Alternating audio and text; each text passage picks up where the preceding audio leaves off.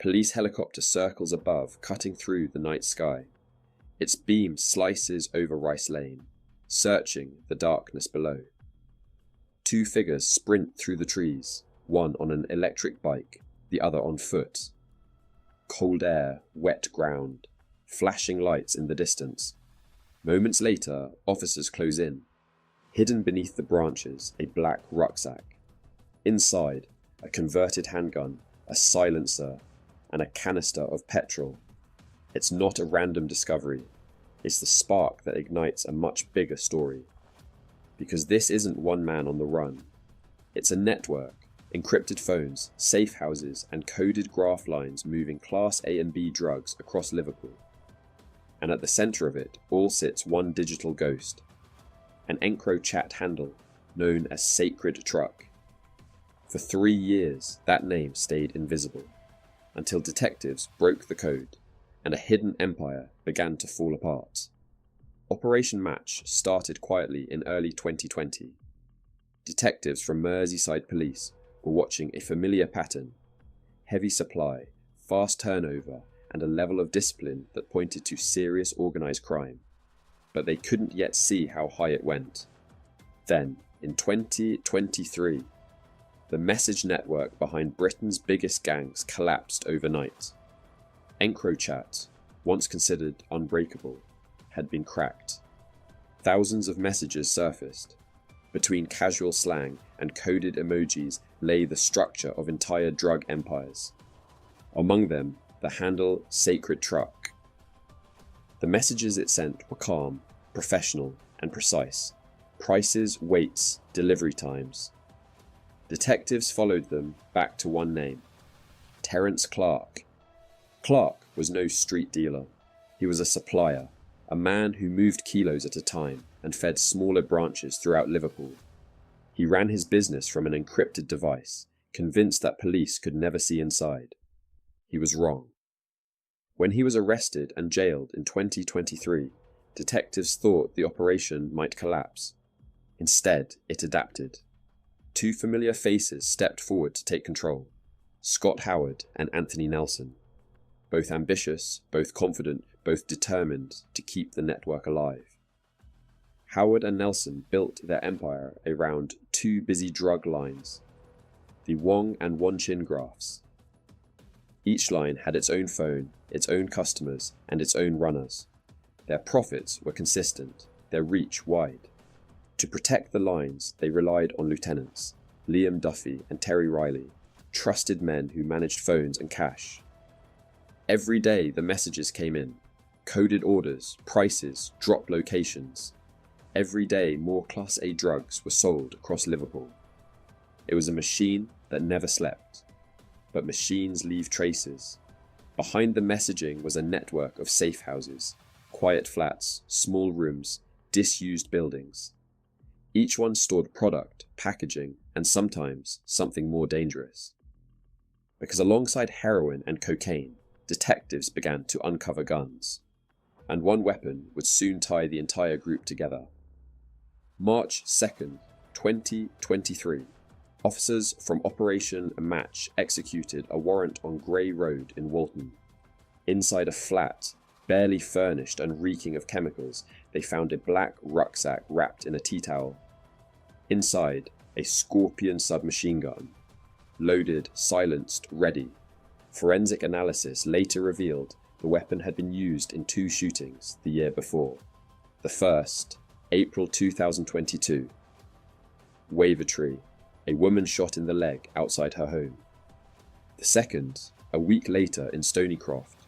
Bullets fired through the window of another property. The victim survived, but the weapon was still active. Now it sat in an evidence bag.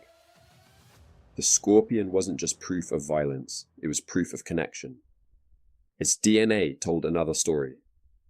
Traces from Gary Bell and Stephen Moore, both drug users tied to the Rice Lane operation. Prosecutors said they helped store or move the gun on behalf of Howard and Nelson. For the detectives, it confirmed what they'd suspected. This was more than supply. It was protection, intimidation, and preparation for something worse. Weeks later, Another scene unfolds. April 19th, 2023. Rice Lane Recreation Ground. The helicopter circles again, spotlight cutting through the trees. Officers on the ground give chase. One suspect on a bike escapes. Another, Scott Howard, is caught on foot. Nearby, the rucksack. Inside, a Zoraki 917 handgun, modified to fire live rounds, fitted with a silencer and hidden beside a canister of petrol. The DNA matches are clear. Howard is charged. The picture of his role becomes impossible to deny. But detectives soon learn his history runs deeper. In 2021, while serving a prison sentence, Howard had joined another conspiracy, a drone smuggling operation bringing phones, tobacco and cannabis into HMP Liverpool. Records show at least 31 flights into the prison, worth over £300,000 in contraband. It was this scheme built on the same thinking that shaped his street operation: remote control, distance and profit. By mid-2023, Operation Match has every piece of evidence it needs. Messages, DNA, surveillance, cash, weapons. The case spans more than 3 years and involves over a dozen suspects. When it finally reaches Liverpool Crown Court, it feels less like a trial and more like the closing of a long chapter. 5 men stand in the dock. Scott Howard, age 35, sentenced to 21 years and 2 months for firearms and drug conspiracies. Liam Duffy, 28, 8 years for conspiracy to supply heroin and cocaine. Terry Riley, 34, 6 years for the same offences. Gary Bell, 48, 6 years for conspiracy to possess a firearm. Stephen Moore, 53, 5 years for conspiracy to possess a firearm. A 6th man, Anthony Nelson, awaits sentence. Together they receive 46 years and 2 months in total. But the drama doesn't end there. As the judge finishes speaking, murmurs ripple through the gallery. Then clapping, then shouting. Supporters cheer. One man storms out, another yells abuse at the judge before being ordered to leave. For a moment, the courtroom feels like a reflection of the chaos that once ruled the streets. Then silence falls again. The judge's remarks are calm but cutting. He calls the group a street-level branch of a sophisticated criminal network.